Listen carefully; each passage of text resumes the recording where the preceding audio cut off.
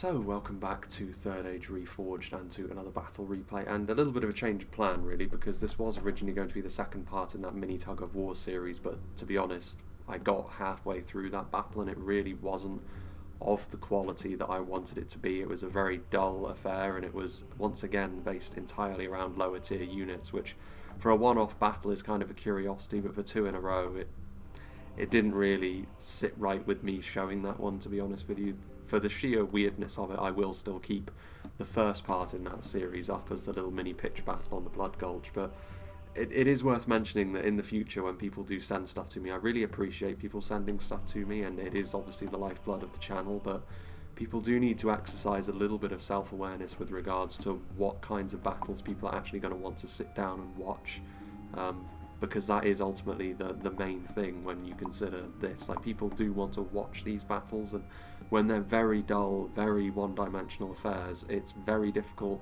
not only to sit through it, but for me to talk about it. So just a little bit of a heads up in the future for people that do send stuff to me. Like, you do need to think about whether or not it's actually going to be entertaining to watch. It may very well be kind of interesting from a mechanical perspective, but ultimately it needs to be entertaining as well. So that's something that I would suggest, and this is the sort of thing which is a little bit more like it, because this is another custom scenario. This one sent to me once again by Tommy the Wise, and this one based around the events of kind of a historical event, I suppose you would call it. This is the Greek city-states and their beach landing at Troy, the Trojans being represented here by the Vale of Dorwinion, and the Greek city-states being represented by Lindon, which is, I guess, stylistically and in terms of the weaponry that both use, the shields, the look, the chariots, of course, is fairly fitting. It's an interesting juxtaposition between these two factions as well, the split between the high-tier Moroquendi and the more heavily armoured legions of humans that Dorwinion can field, whereas Lindon, of course, have to make do with lightly armoured units pretty much all throughout, other than their very high-tier Noldorin, which of course are only going to be around in relatively small numbers. But it is a 4v4, I believe, as well, so it's going to be even numbers in terms of armies. So of course Lindon have got to make their way up the beach. The initial formations are set out as well by the scenario, so you can see we're only 42 frames in, so you don't get a deployment phase in this battle, which I kind of like. It does mean that Dorwinion, despite the fact they are dug into certain positions here and are in range of the elves almost immediately, they are going to have to make do with some weaknesses in their formation. They're pretty scattered, the sort of formations which, especially up in close quarters melee against a force as strong as Lindon, may prove to be their undoing. Chariots could also prove to be very effective in this sort of situation. And yeah, I feel as though this is going to be a rather interesting affair. So we'll go through the attackers first and foremost, which is going to be forces of Lindon, as I just mentioned, with Adin men being the first of the Lindon armies we're going to look at. Harlindon infantry going to be a bit of a mainstay in the Lindon armies here, and in terms of sheer melee prowess, they should have the beating of the Elvelin that Dorwinion are going to be relying upon for their front lines, even though the Elvelin do have much better armour values. In terms of their melee defence and in terms of the damage they can chuck out, the Harlindon infantry will have an edge there, but this is all going to depend largely on what sort of missiles are going to be coming their way, because if Dorwinion can use ranged units to support, that is of course Lindon's kryptonite, and that's the way that Dorwinion can really lay a bit of a beating down upon them. So several units of Harlindon infantry there. Just in behind we have Mithlon Swordmasters. This is a class of unit that Dorwinion don't really have access to, this kind of heavy swordsman, and it's also the kind of unit which is going to allow Lindon, even if Dorwinion do end up falling back upon some Moroquendi units perhaps, Lindon should still have an edge there, because this is the kind of unit which can carve through even, you know, reasonably high melee defense values. Heavy elven swordsmen, of course, tend to be one of the better methods of doing that, and even against the more heavily armoured line infantry and line spears that the Elvelin represent, the damage they can chuck out is going to be far too much, and they will outpace any Dorwinion units in that regard. But once again, even more so here, because of the lack of a shield, they are very vulnerable to enemy missiles coming at them, and of course with the higher ground that Dorwinion occupy, that could prove to be a big difference maker as the battle moves along.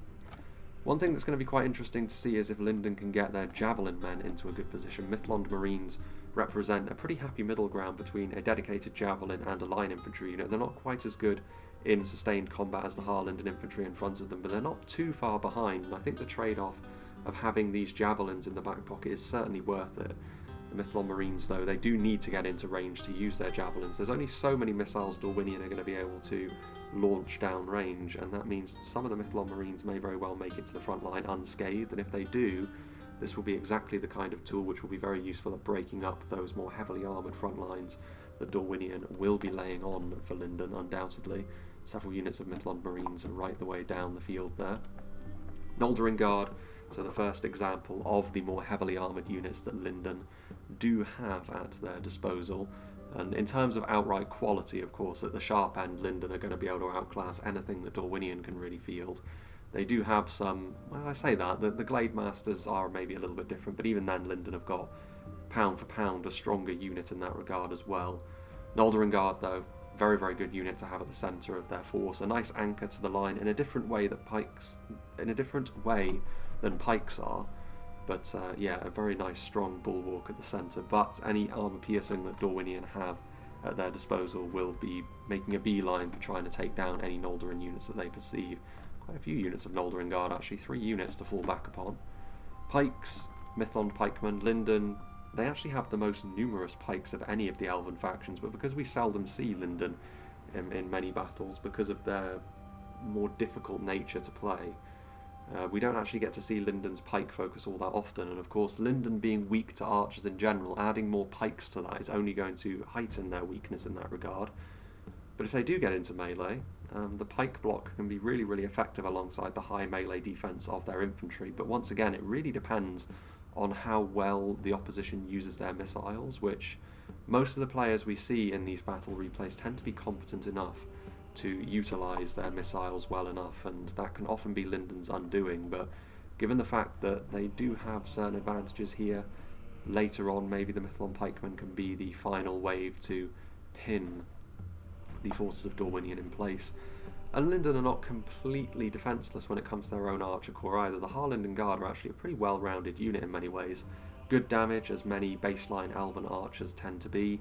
Enemy cavalry will find it more difficult to get in and amongst them because they are spearmen in melee.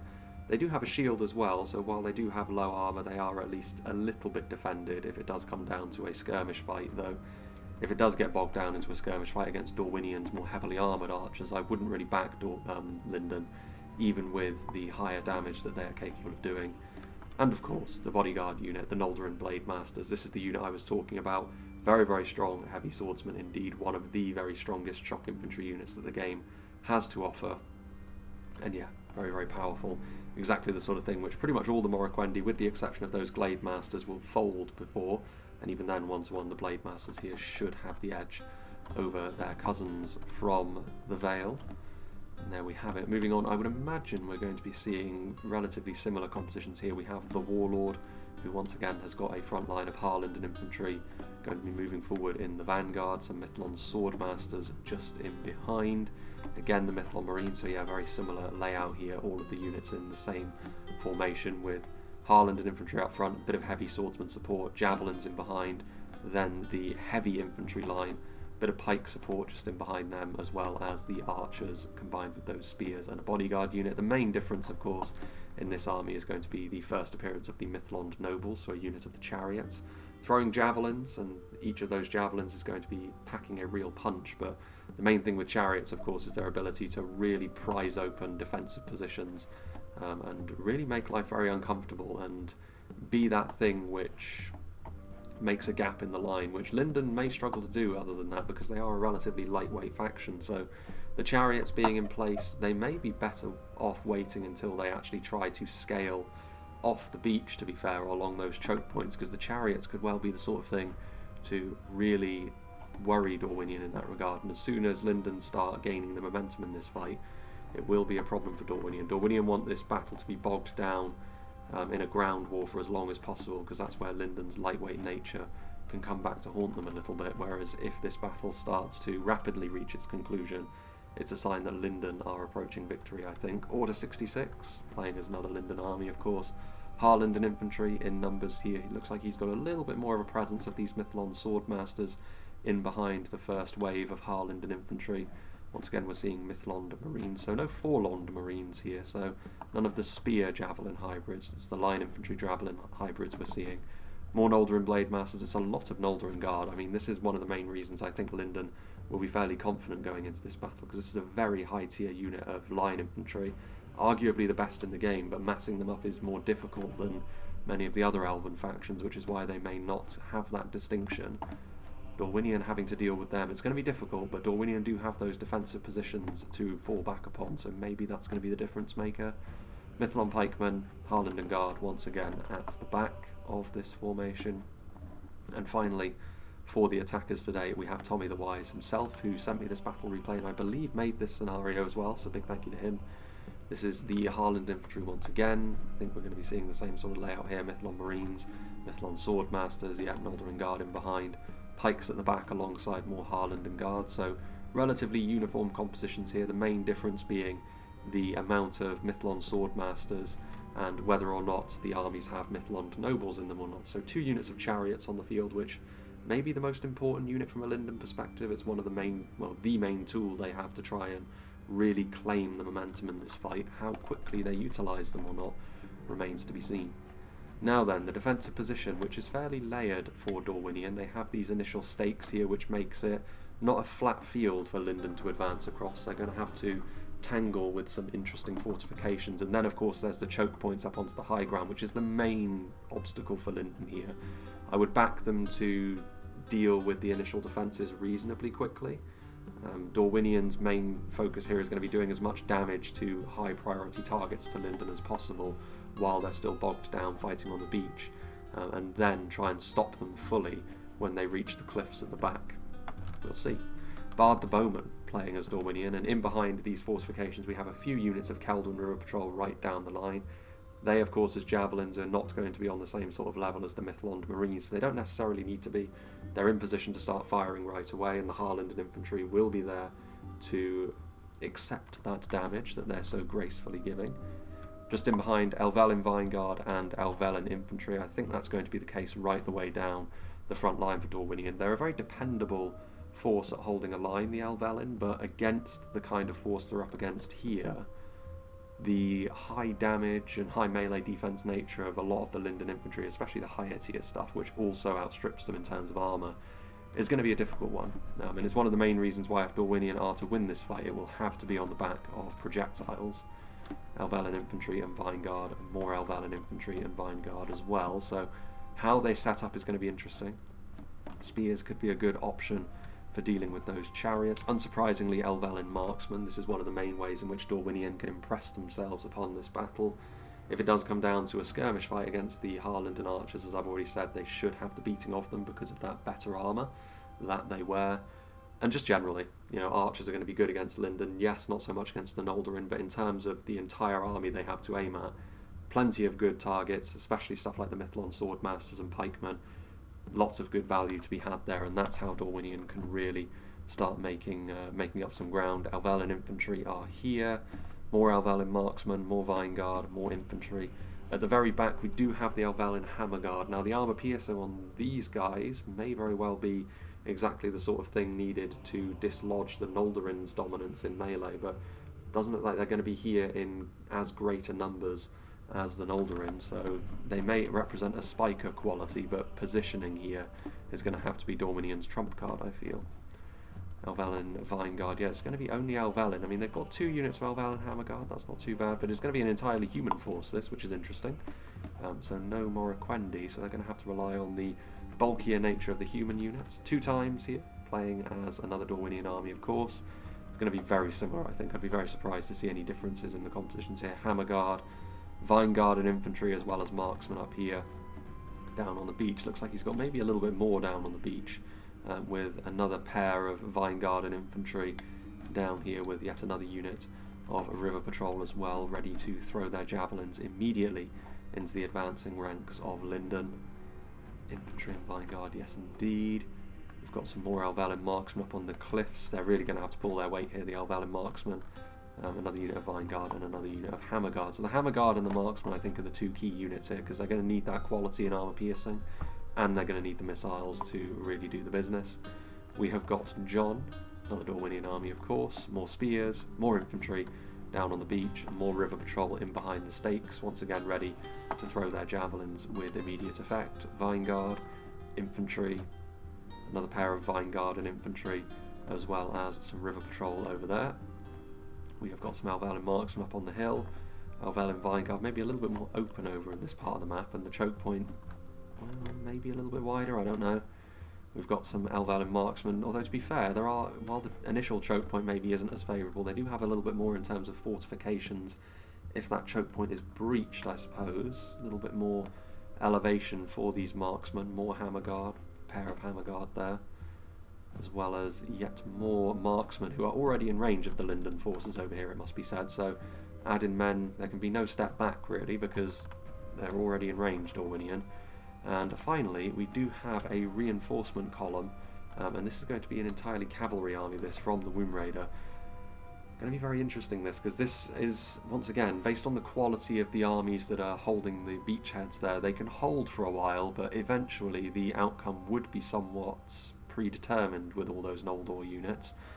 But with all this cavalry, that is not the case. With stuff like Morroquendi Glade Lords in particular, knights on a more open setting, which this technically is, going to be very, very deadly, and 2 units of Morroquendi Glade Lords, 3 units of Glade Lords, 4 units of Glade Lords, 5, 6, 7 units, 8 units of Morroquendi Glade Lords, 8 units of Lance Knights. That is a huge power spike, but not necessarily the be-all and end-all. Lindon do have plenty of javelins, they have plenty of anti-cavalry, and if it does come down to a choke point battle, of course, cavalry, as we saw with the ill-fated Rohirrim charges on the Minas Tirith battle somewhat recently, if they clatter into the wrong kind of units, they can unceremoniously bounce off. So this, of course, representative of Troy itself, the cavalry sallying forth to try and help pin down the Greeks as they make their way forward. So this is going to be pretty interesting, really. There's a huge amount of high quality on the field today. All of the Noldorin, all of those Morroquendi, the Helvellyn against the Harlingen units, as well as the basic units from both factions. This is going to be fairly intriguing, I think, and things are going to get underway right from the off. So without further ado, let's get this show on the road, shall we?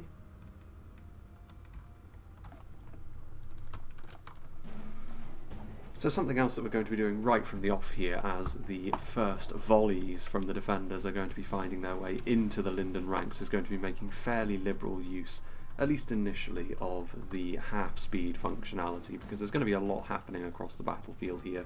As much as this is going to be a very attack-defense kind of setup, this is perhaps more of a pitch battle even than it is a siege, at least initially, with how things are going to be going and how wide the battle is going to be. This is a lot of damage, however, that these Celdon River Patrol units are doing right from the off, and it is going to perhaps light a fire under the Lindon infantry, as they are going to need to move forward with a fair amount of haste. But you can see already retreating back from the outer fortifications, Dorwinion are going to be moving, and this is also going to perhaps light a fire under Lindon, because they are going to want to move relatively quickly in here to try and cut off Dorwinion from any obvious points of retreat.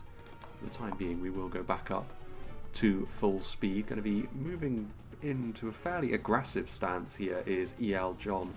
Going to be moving to try and block any Lindon advance on foot directly into these fortifications here, but also some movement coming in from the flank as well. We may be seeing the first melee engagements get underway here, as these Helvellyn Vanguard are going to be caught at least partially from the side here by these Harlingen infantry units, with a little hop to try and get some momentum behind that charge. And Lindon are going to be moving forward with a fair amount of haste, but maybe a little bit stretched as well. You may notice that a fair amount of their units are dragging their heels a little bit, so the denser formations here from the Dorwinion units may be just fine, at least initially, though we have already mentioned that in terms of a melee engagement, I wouldn't back the Helvellyn in a straight-up fight. It's going to come down largely to the kind of support that can be put in place in the form of javelins, and especially in the form of archers, actually moving forward to meet that charge as well with that unit of Helvellyn infantry. So swordsman to swordsman, Mithlon Marines are in position and are throwing their javelins in, but so far the Celdon River Patrol, as a result of being the more defensive unit in terms of setup, have received an awful lot of value acquired. Mithlon nobles charging right through E.L. John's position, and a lot of benefit already being seen from them as well. Perhaps unsurprisingly, and with the heavy presence that Lindon have over here, I think adding men in combination with consistent passes from those Mithlon nobles, this part of the beach defence from Dorwinion will very likely find itself on the receiving end of a big beating fairly quickly. Arrows being ballooned in. Plenty of Harlingen infantry. I mean, you can see the Alvelin marksmen, some of them are firing, though not all of them, so perhaps showing a little bit of restraint with regards to their ammunition for later, which is understandable, but there you can see immediately on impact there from the chariots, the Alvelin Vanguard do break and are now fighting to the death at the very least, so they will at least get in the way of further Lindon progress. So you can already see that this section, with the support of those chariots, as perhaps I feared, Lindon are running over that very first section of the defence. But they've done better in other areas, and also with that cavalry to come later on, they are not in the worst of situations, as has already been posited in the composition phase. Mithlon nobles bulldozing through the Alvelin infantry as well. This central engagement, very nice front line, a neat front line laid on by 2 times here as Lindon move into position to engage it. Looks as though these Keldon River Patrol are out of ammunition, so they're just going to try and get involved in melee. They will of course be butchered by the kind of elven resistance that they're going to be facing off against, though again, those archers from on high, they're going after primarily, by the looks of things, the Lindon support units, which is fair enough. Now, I would suggest that going after something like those Mithlon Swordmasters would also help with the longevity of this Alvelin front line. We shall see if that transpires as the battle goes on. Meanwhile, coming in from this side as well, we can see Noldorin Guard. Again, going to be a fairly domineering performance from them, you would imagine, against the Alvelin infantry. This will be a pretty stern test as well of how efficient these Dorwinion infantrymen can really be at holding the line in this kind of situation. Further down the beach, meanwhile, there's a couple of choke points that are a little bit closer together. We can see here elements of Dorwinion infantry being surrounded, trying perhaps to retreat, though not voluntarily. Units routing and trying to get in behind the spear wall that has set itself up at the top of this hill over here. This is going to be the end of this unit of Keldon River Patrol as well, who have been stalwartly throwing their javelins this whole time, and so far have actually been well worth their spot on the Dorwinion roster. However, their time coming to its end. Now further over here, still these javelin men doing their thing, and it's been primarily the Mithlon Marines, so javelin to javelin. Ironically, it's actually been Dorwinion that have been getting the better of this engagement, so the advantage of not having to be the ones to move forward proving itself to be a very significant thing. Many of those river patrolmen have fallen by the wayside now, but not before certainly being a relatively efficient combatant. Harlingen infantry should be just fine 1-to-1 against the Vanguard, though the Vanguard were the ones to take the initiative and get into melee first and foremost. As the javelins continue to flow, Lindon trying their best now to utilise their own javelins to good effect, which, I mean, let's be honest, should really have been an aspect of this battle that they should have been dominating right from the start perhaps, but not necessarily been the case so far. Back over here, Lindon chasing down those Alvelin there, and they are now starting to pressurise the route up past the cliffs here.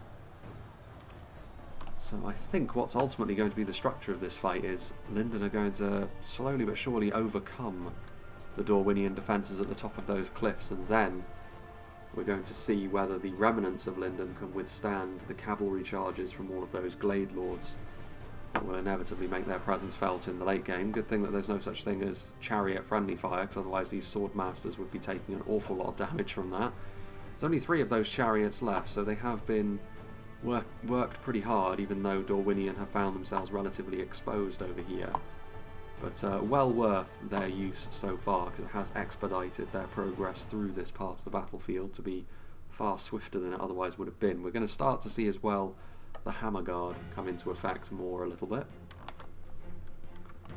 Littlon nobles, of course, still have their own javelins which can be utilised, and that should probably be how they get used first and foremost in this battle, if anything. Littlon Swordmasters, numbers for Lindon looking a little bit thin on the ground over here. They can't afford to be too stingy, Lindon. They aggressively move forward to engage the Elvelyn front line. They now cannot afford to leave their front line undermanned. Something like the Mithlond pikemen will come in very useful for shoring things up, but numbers are going to be important, and the robust nature of the Elvelyn forces from Dorwinion so far doing a good job, you'd have to say. They need to get more of those reinforcements that are languishing back there into the fray, I think. There are those Noldorin Blade Masters which are now getting involved also, and that's the sort of thing which will demand a fairly harsh response from Dorwinion. Otherwise all of these regular Elvelyn units will fall pretty quickly, but there actually isn't much in the way of direct reinforcements over here, if we're being honest. A little further back, looks like these Elvelyn marksmen just ran out of ammunition. They've drawn their blades, but that's a sign that they've used all their ammo. And against Lindon, more often than not, you can assume that that's going to be used well. Relatively few units from Lindon that are going to be able to withstand that kind of pressure. Elvelyn Hammer Guard will do just fine against the Harlington infantry. The cavalry actually being used right from the off here and charging into the Noldorin Blade Masters, though not actually connecting with that charge, just sort of bumping into them. You could scarcely choose a worse unit to bump into other than the pikes, really. The Littlon Swordmasters turning around, although Lindon do need to sort themselves out a little bit here. They are in danger of having too many of their units dragging their heels on the beach, and as a result, gaps could be absolutely taken advantage of here by the Morroquendi Glade Lords. Again, we're going to have to go down to half speed, I think, just to take stock of the whole situation. Not only is it the cavalry, but it's also the bowmen here. As much as Dorwinion have got more or less rank and file units having to construct their front line, the quality they have laced throughout their force as a whole is the sort of thing that Lindon cannot afford to be taking lightly. Boldness is what's called for. The Mithlon pikemen doing a good job though, and support coming in from the beach as well. Harlington Guard loosing their arrows into the Dorwinion ranks. Dorwinion so far just trying to hold on in this section of the battlefield. Meanwhile over here, a pretty tough challenge awaits for Lindon over here. Probably the least appealing choke point to try and attack into that we have seen so far, but mostly made up of Swordmasters and Noldorin units, means that they are at least going to apply the quality that is required, and the angle for supporting projectiles is also not great for the defenders either, so it is perhaps a little bit of a double-edged sword to be occupying this defensive position. There are Elvelyn Hammer Guards nearby, which will be the best thing they can apply to this situation. Elvelyn Hammer Guard will get the better of Noldorin Guard after all, but not so much the Blade Masters. In conjunction with everything else, perhaps it will be enough. So we make our way over to here then, the two choke points that occupy this section of the map. Elvelyn Hammer Guard holding onto the front line over here, and a little bit of extra quality so far is what's allowing Dorwinion to cling on to these frontal engagements. As time wears on, will it be enough? I mean, it is a 4v4, so Lindon's manpower may very well be called into question. Elven units, after all, are smaller on an individual basis, and they may find their reserves run dry faster than the mostly human Dorwinion contingent that's on the field today. Elvelyn infantry and behind a few stray projectiles finding their way over here, but so far in this section of the map, Dorwinion doing just fine. Tommy the Wise's army may be struggling a little bit to spread themselves out over two separate chokes, and this one choke point that Order 66 is moving up is so narrow that it's the sort of thing which a lighter force like Lindon may start to struggle with as the battle wears on. And you can see here the difference that the Nolder and Blade Masters make, the section of the line where they're at, they're starting to cleave through. Even the Hammer Guard, only here to really staunch the bleeding. Though will that armour piercing have the impact that's necessary? There's also the archers in the background as well, in those fortified positions, and if a gap does appear, the cavalry will be there to smash into them, try and do the business there. You can see here, slowly but surely, the skirmish fight is being won. It's a small victory for Lindon, but Helvellyn marksmen taking hits, the archers banging their heads against one another. You can see here, though, more pressure being applied by Lindon. Noldering Guard seeing an opportunity to be very aggressive and mass push through the line. It's very rare that you'll see Lindon engage in this kind of behaviour, but a good opportunity to do so, and this is going to worry the Lindon front line. Javelins are also coming in, and you can see that in parts some of the Helvellyn units are starting to be shaken, and morale shocks are far more likely to affect the defenders in a battle like this, more so than the attackers. You can see over here Morroquendi Glade Lords charging in, doing a good amount of damage there to some Harlingen infantry, but again, spears. The cavalry is far more present over here for Dorwinion, but that is because there are more gaps to take advantage of. Lindon haven't been able to cover every angle with some sort of infantry unit, and Dorwinion have also maybe purposefully left these gaps for the cavalry. If that's the case, then it may end up paying off for them, because all of that cavalry is ultimately their most potent weapon. They actually pulled out of that charge there, which is maybe a little bit of a shame. They would have flattened what's left of those Mithlond Marines had that not been the case, although I think they've just realised what misfortune is befalling them over here, and given the somewhat delicate nature of this defence, if all of these Lindon units arrive at a different choke point, it's the sort of thing which could start that cascading domino effect for defenders, where they start to collapse under the weight of being surrounded. Glade Lords in trouble here, but this cavalry is the sort of thing which, this is exactly what it would have been envisioned for. They're going to need to avoid the pikes, but other than that, they can charge into most anything and get a very good amount of value off against them. Indeed, even against some of the units that are anti-cavalry, like these Harlingen Guard, they've proven to be fairly effective against so far. I think it is going to take more than one victory in a choke point for Lindon to feel entirely comfortable with how things are going. You can see that Lindon also over here starting to force their way through yet another choke point. The Morroquendi Glade Lords moving in to try and staunch the bleeding once more, but the presence of those Mithlond pikemen is going to make that very, very risky. And all of those Noldorin units putting a brave face on it, all of the Helvellyn soldiers, but even though they may have been trained by elves, they maybe haven't had the same amount of time to master that training as those they are facing off against today. Morroquendi at their backs, though, may yet give them hope.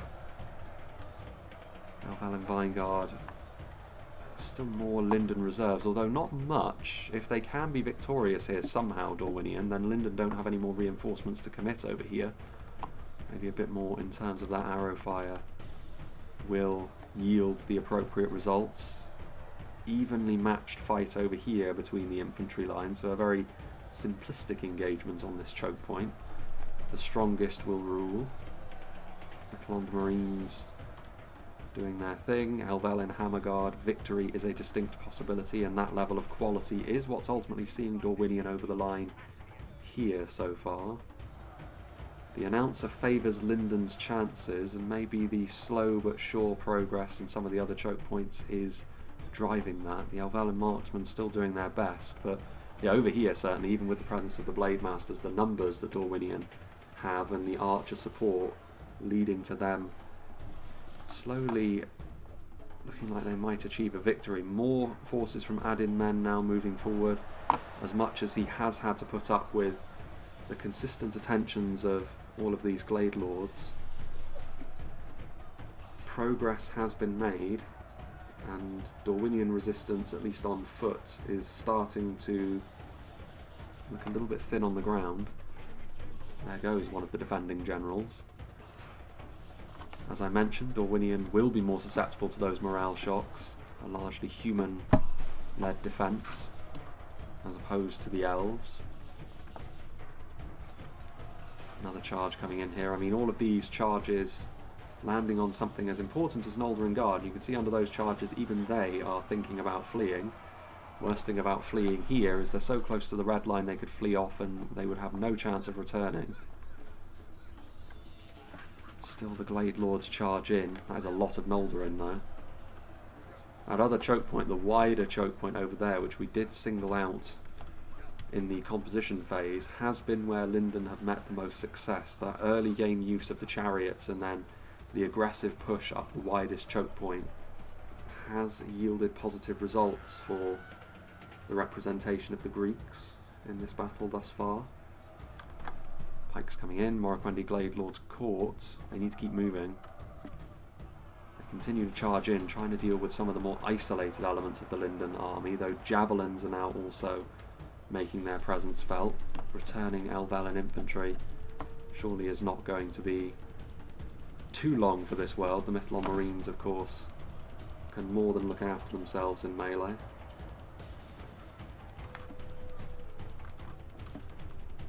Trying their best to secure this area. Meanwhile, what was that narrow engagement, Lindon have forced their way through here, though it's been less convincing, you must say, than it was over in the right hand side of the map.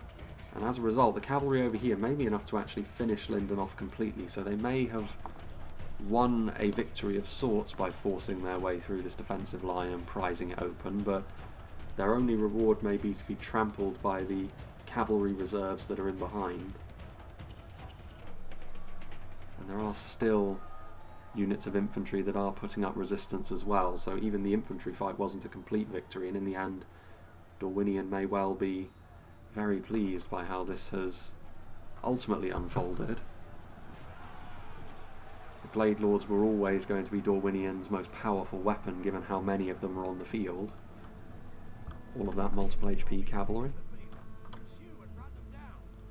One of the Dorwinion armies is gone, and I can only assume it's that of E.L. John, given Lindon's victory over here. Meanwhile, what is going on over here between Tommy the Wise and Bard? Bard looks to be doing the business so far still, although once again it's going to prove to be a Pyrrhic victory for whoever wins it, I think.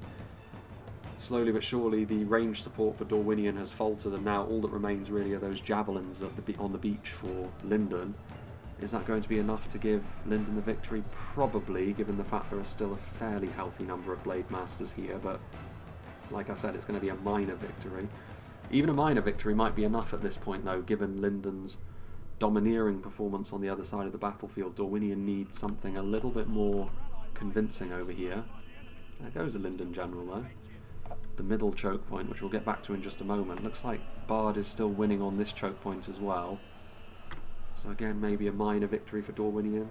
They could do with these being by a little bit of a larger margin than we're seeing at the moment though. Well, we shall see. Over yonder, Glade Lord's on the way over perhaps, and yeah, we can see the first example of a complete Dorwinion victory. That central choke point has gone the way of the Trojans. And the Glade Lords now also making their way back out onto the beach, and they will be looking to clean out this section of the battlefield. And just to have a cursory glance over here, there is still that one unit of Glade Lords, but other than that, pretty much completely secured from Lindon over here. But they've got a choice to make now. I mean, what do? They need to maybe make their way over to their allies, because Dorwinion are certainly not going to march into where Lindon are at their strongest so far. They're going to try and pick off the stragglers first before gathering together what infantry they can and ultimately relying upon their cavalry once more.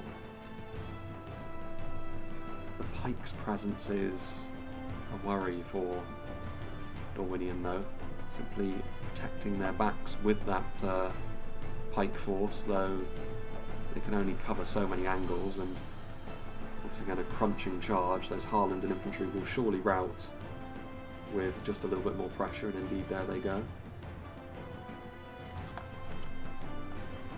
Little Swordmaster still just about hanging on. Meanwhile over here, What's going on there? That is a little bit concerning. How very peculiar. Well, they are dead. I don't know what foul sorcery is going on over there, but we shall do our best to ignore that. Sort of a weird mix of the javelin throwing animation and being dead, I guess. Anyway, Morroquendi Glade Lords now over here, and that might be enough to just about bail out some infantrymen that were holding on to this choke point over here. There's a few Hammer Guardsmen still alive in there, as well as supporting Elvellyn. So Tommy the Wise, in spite of his best efforts, is going to be defeated as well. As I've already mentioned, what is going on over here? We're getting a little closer. Well, I mean, it's not Javelin Men either, it's Elvellyn Vinegard. There goes another Lindon General, that must be from Tommy the Wise. Anyway, he has been overcome. So who has won the most significant victory? Was it Dorwinion over here with their cavalry hammer and anvils and taking advantage of those narrow choke points in their archers, or was it on the other side where the early game chariot play and then some aggressive mass pushing from Lindon yielded the results against the Dorwinion defensive line?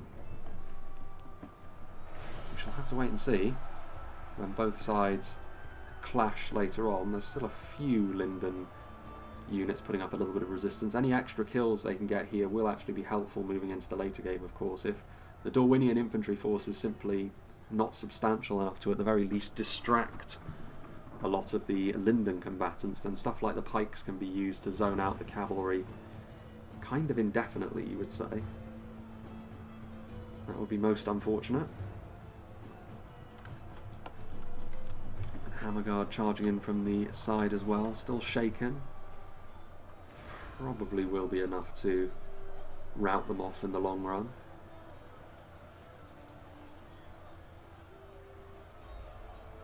Defeat seems certain. Only a military genius could win this battle.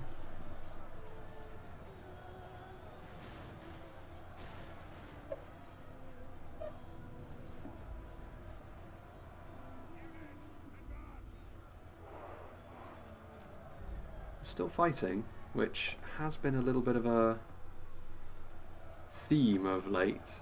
Units that I thought would rout actually end up clinging on mentally for a little bit longer than I would have thought. And there they go. So it is now, in essence, a 2v2. I think this is pretty much all Dorwinion have to offer in town. Well, there's a few more infantry units over there, but as we've already mentioned, not too many of them survived in that particular engagement. And now they will make their way back. I don't know where Lindon are necessarily going to go. Are they going to fight in the open fields here? I mean, for those of you, those eagle-eyed among you, you may recognise this map because it wasn't all that long ago that we saw it, in fact, although on that occasion it was much different. We saw the defence centred around this area over here and these choke points, and also I believe this settlement actually wasn't present on it either, so I think maybe Tommy the Wise has made a couple of adjustments to it to fit the scenario as a whole, but it is a map we've seen before, though certainly not in this context, and the beach was seldom used last time. I do prefer this version of it. I think it has proven to be a little bit more thematic. So is the cavalry simply going to charge directly at Lindon here? If they have the opportunity to, then why not, I say.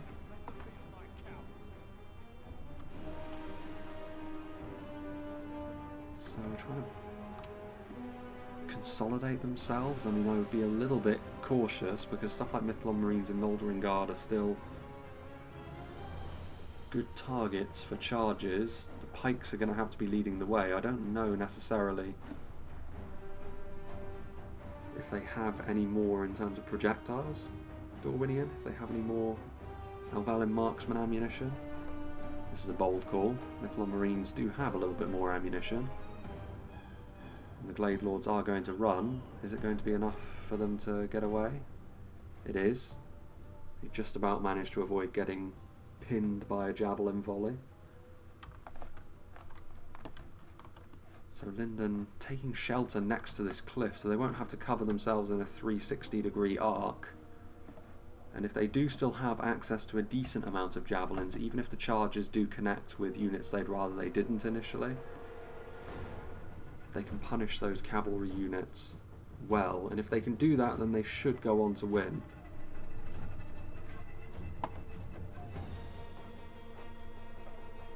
Those Mython Marines do have ammunition. I mean, they may need to wait until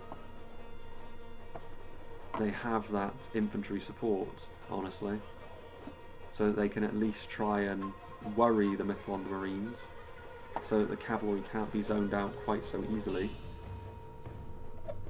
These are the dangers of having a primarily Cav force, though. Cav is one of those things that does have recognised hard counters in the game, and even soft counters, and Lindon have got some of both consolidated within their remaining force that survived the push up the beach. It's a fairly long way for those units to trek. The cavalry's still here. Doesn't look like they're going to fall back to the city gates either, though. Having a look back here, there's really no reason why they would. They don't have access, I believe, to the interior of the settlement. I don't think this is a gate that is passable. Indeed, it is a building. Again, this is a standard city layout, but the red line passes through it. Again, this is a layout that we've seen recently on the Garithlin Highlands battle replay. Everything's all blurring into one, it seems, these days. And they could maybe have used the more defensive ground over there that we saw on this variant on the different variant of this map that we've seen previously, but electing not to on this occasion. Dorwinion units are tired, a little bit stretched as well.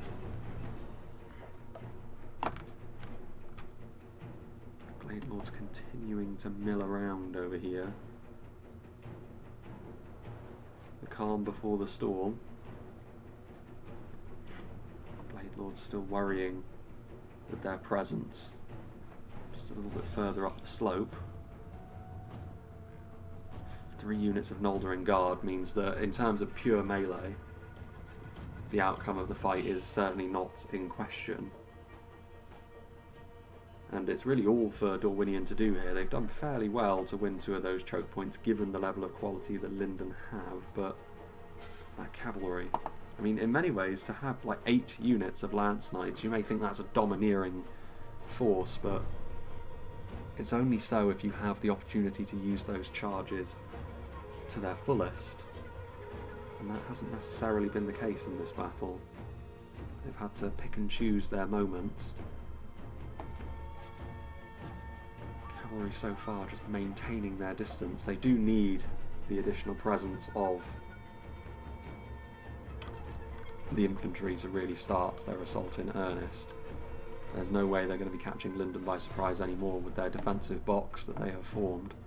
Just taking stock of what Dorwinion have left. They do have some Hammer Guard, though very depleted numbers of them, so they can at least contest a melee fight temporarily with the Noldorin. But even all of the Elvellyn units that they've got are battered and bruised. Some of them, of course, are the marksmen, which are going to be far less adept in melee than their Vine Guard and infantry counterparts. Indeed, the marksmen are the most healthy of the units that remain. There's a few more units back here. Does this one still have ammunition? Nope, they've got their swords drawn. 3 Hammer Guard, 1 infantry, 4 marksmen, so they're going to have a very narrow window here, Dorwinion, with which to try and win this fight. I don't know, it's going to be tough for them. In many ways, Lindon should be the ones to maybe take the initiative and move forward. They are the attackers after all. Though the pace at which they do so is theirs to choose as they see fit. Mythlon Swordmasters breaking ranks. And the charge will inevitably come, surely. Yeah, those 4 Harlanded infantry getting bulldozed, so getting a little bit too far ahead of themselves there, and a little bit of Lindon manpower wasted. They will need to be seeing a lot more of that if they are to succeed. Forward come the Noldering Guard, so Lindon more than willing to take the initiative now that the Dorwinion infantry has arrived. Having a look in the backfield there, the cavalry did charge in, and it did connect with the Marines, so they need to get out of there a little bit more quickly. I know that there's a lot of cavalry to micro, but the Wound Raider is having to put the team on his back at this point, and losing cavalry in high numbers is going to basically confirm Lindon's victory at this point.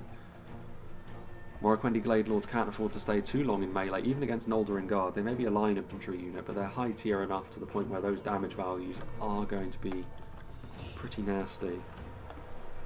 Another charge coming in from the Glade Lords.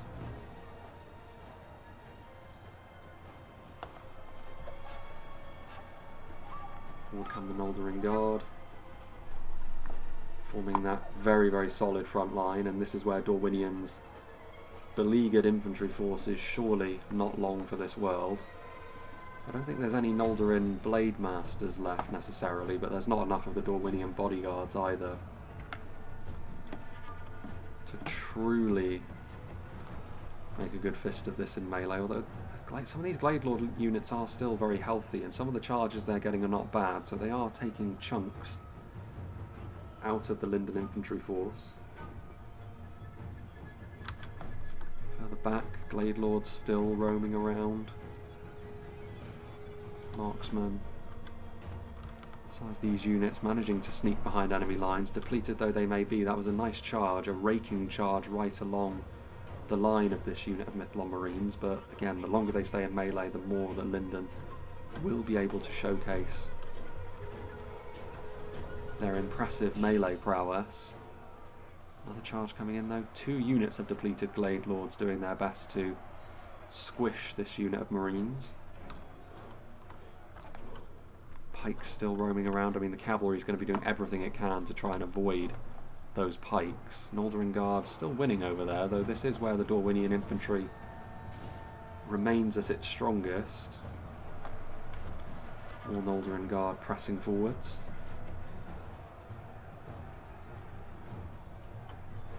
Fighting hard still. Defeat seems certain. Only a military genius could win this battle. Reliant on Elvelyn marksmen to try and hold the line against Noldering Guard, while the cavalry tries to salvage some chance at victory here. In comes the Noldering Guard. Another slice coming down from the glaives. Again, not a bad charge, slightly out of formation than Noldering Guard. You can see the unit count starting to fall.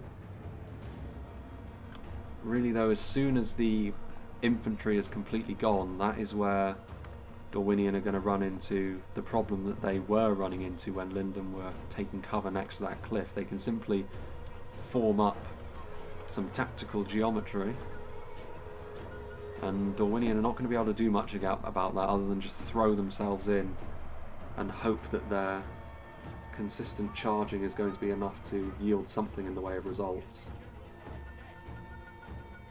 But I'm not convinced that's going to work.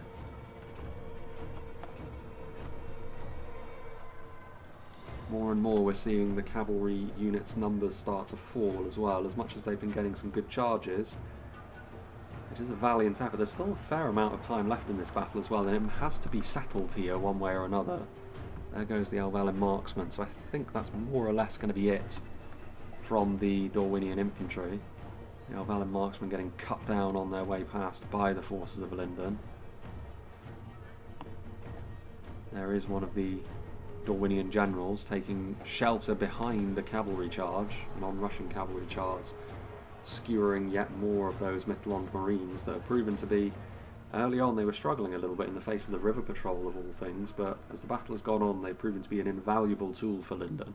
It's rare that we get to see Lindon's pike and javelin focus actually utilised, but on this occasion I do believe we have. The pikes in more of an off-handed kind of way, but there we go. Oof, javelins, bit of friendly fire coming in there, but Morroquendi Glade Lords being forced off.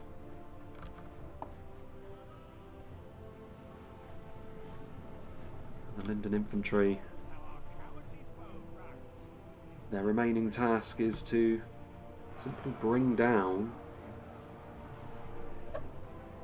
all that remains of the Morroquendi. The horns blare in the distance. Morroquendi Glade Lords cutting their way through a few more of their High Elven brethren, including one of the generals, one of the many bearded elves that has taken the field today. Aldering Guards still buzzing around, and yeah, there is no infantry left. Is that accurate? No, there is actually a fight going on. A bit of a duel between a general and a swordmaster. I mean, given that he is a hammer guard, yeah, unsurprisingly, the result of that battle, the Dorwinion general does win it. What else do we have going on now then? Is he going to flee, or is he going to try his hand at taking on 9 Aldering Guard at once? Oh, he's getting shot. How unsporting. Lindon Guard. Yeah, he's going to get hunted now. The honourable duel has ended. Is he going to be able to kill off any more? It is armour-piercing damage that he's doing, given that he is technically speaking one of the Hammer Guardsmen. At the moment all he's doing is knocking this elf over. Perhaps this is where the higher melee defence of Lindon is going to save this elf. Nope. Skewered. We've still got cavalry going around. I mean, this is something of a strange end to this fight.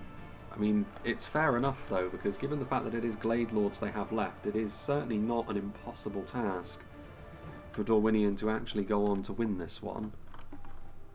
But I don't know, I think the numbers they have remaining to them, trying to bail out that one general that still remains. He was over here somewhere. Does he still live? I guess he must. He must have slipped away somewhere. Oh no, he's still fighting. And he is still cutting down Noldering Guardsman after Noldering Guardsman, so he will perish with his honour intact at the very least. I mean, there's nothing that... Looking at this, there isn't actually anything that Dorwinion can do. With that many pikes, I mean, it's truly over. They can kill off... In theory, they could kill off literally everything else with cavalry charges, but they would still have to deal with those pikes, and the pikes are such a hard counter to cavalry once they poke them in melee that it's never going to work. So in the end, the margin of victory for Lindon's initial conquest instead of Dorwinion's was wider, and that is the difference. There's this hero though that's still trudging around. What's he going after these days? Trying to go after maybe 6 Mythlond Marines. He's looking for more duels to suit his needs. What's he going after then? There's still 2 Mythlond Marines over here that he could, in theory, tackle, and that does look as though that is what he's going to be doing. Are they going to flee? Yep, they're going to flee. No honour from the Greeks, as perhaps you would expect. Oh, I think this might be the end for him though, as much as it's only Mythlond Marines that are coming after him. There are rather a lot of them, and they have completely surrounded him. This is where their melee focus should come into effect as well, but he manages to get yet another kill. It's definitely no slouch. In fact, that's 2, I believe. 2 kills now laid at his feet. I mean, you could argue, I suppose, the general could try and deal with the pikes, but it's not going to end well for him either. Those pikes. This is one of the perhaps more bizarre ends to a fight that we've seen. We know what the outcome is going to be, but honestly I'm not as concerned with the cavalry. I'm more interested to see what fate Bard the Bowman's general meets. Is he going to try and go after the Noldering Guard? I mean, all of the infantry has just seen him. Surely this is the end. Is he going to get yet another kill before he finally succumbs to this pressure? He is going to get another kill.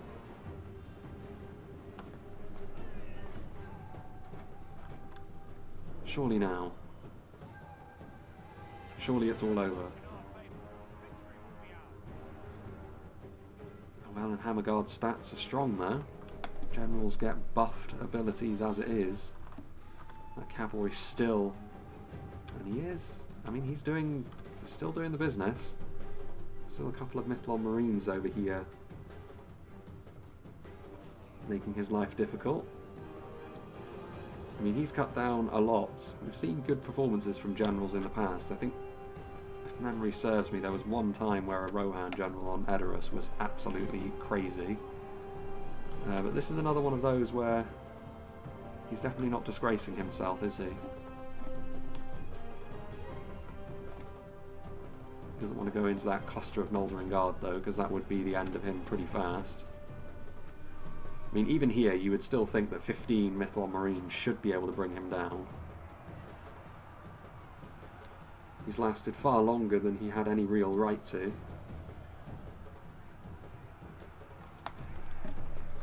Cavalry coming in as well to go after the Marines that are nearby. Ah, there he goes. Just when we weren't looking, of course. A valiant attempt. Eventually, I assume that how this battle is going to end is a forlorn charge into the Mythlon pikemen. That would be my guess.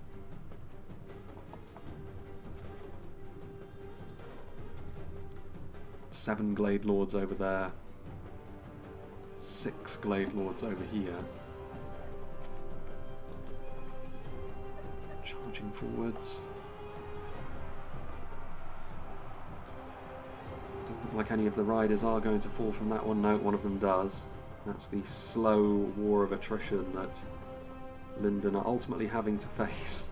I don't know how I feel about this necessarily. I think once that foot general, clearly everyone was interested when they were playing as well at how that general on foot would do. But I mean, at this point, there's no real point.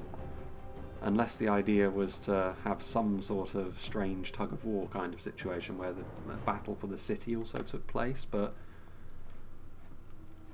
ultimately this is not campaign, and indeed, if it were campaign, maybe the Womb Raider would be able to finish off what remains of Lindon with some deft play, but that isn't going to be the case. Yeah, and I think at this point, Mythlon Marines getting skewered. Probably a lot of damage. Unfortunately, we won't be able to see the damage from these Morroquendi Glade Lords, of course, because we're seeing it from Tommy the Wise's perspective, who was one of the Lindon players, but no matter.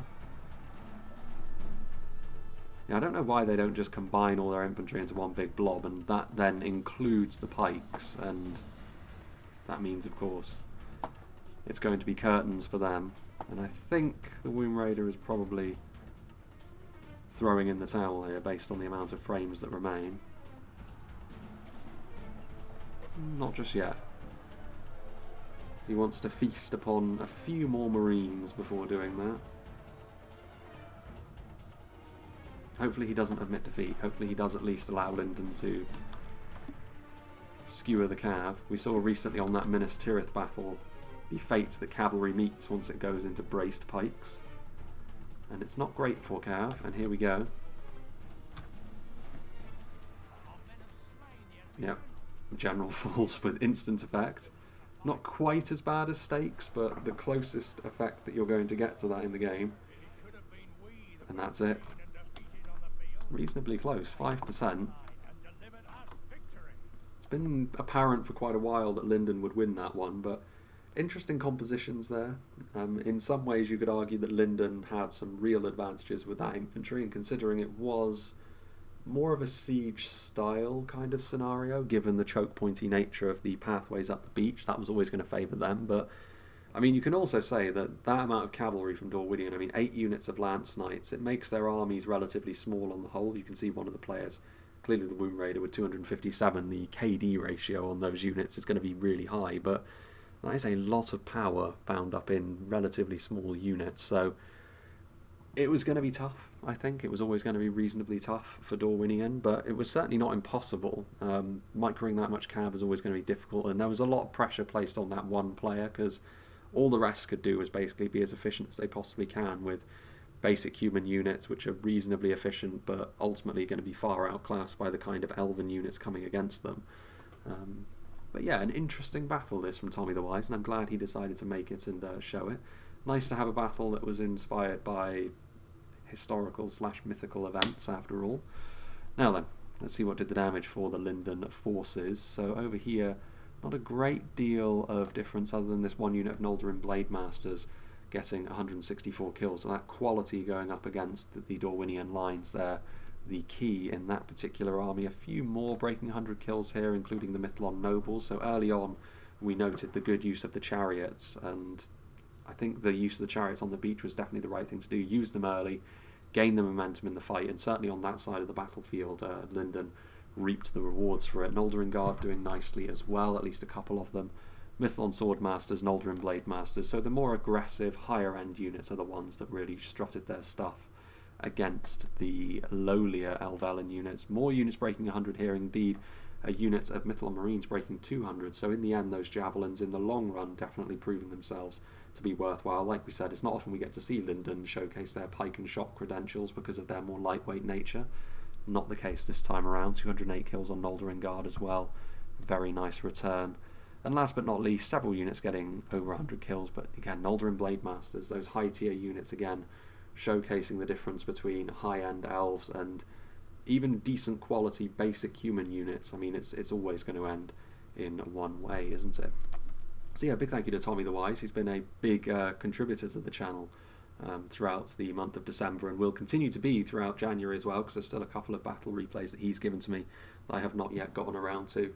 I've still got several from 2 times as well, which I will be doing. The Battle of Khan Doom that we saw just before the turn of the year was only the first of the battle replays that he's given to me, so that's something else to consider as we move forward.